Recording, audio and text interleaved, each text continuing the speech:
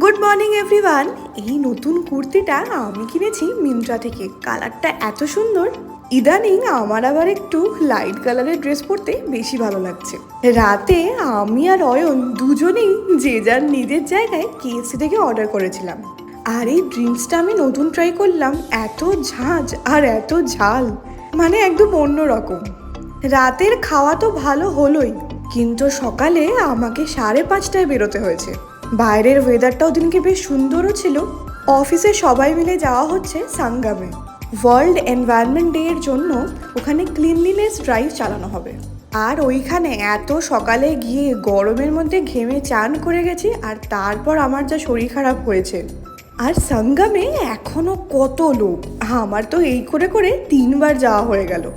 বাড়ি এসে ফ্রেশ হয়ে ব্রেকফাস্টও বানিয়ে ফেললাম। আজকে একটু অন্যরকম খেতে ইচ্ছা করছিল। অফিসেও ওই দিন ব্রেকফাস্ট দিয়েছিল। কাজ শেষ করে যখন বাড়ির দিকে আসছি তখন শুরু হয়ে গেছে ভালো মতো বৃষ্টি। আবার সোসাইটিতে ঢুকে দেখি ওখানে কোনো বৃষ্টি নেই। তো ঘরে এসে ব্যাগ ট্যাগ রেখে মনে হলো নিচটা একটু ঘুরে আসি। এরকম ওয়েদার এখানে পাওয়াটা একটু মুশকিল। আর এমন হাওয়া দিচ্ছে, এত ঝড় উঠেছে, আমাকেই যেন নড়িয়ে দিচ্ছে। এত ভোরে উঠেছি, আমার আর বাড়ি গিয়ে রান্না করার কোনো এনার্জিই নেই। বাইরে থেকে অর্ডার করতেই হয়েছে, তাড়াতাড়ি খেয়ে দিয়ে এবার শুধু ঘুম। আমি আজ অর্ডার করেছিলাম হায়দ্রাবাদি বিরিয়ানি।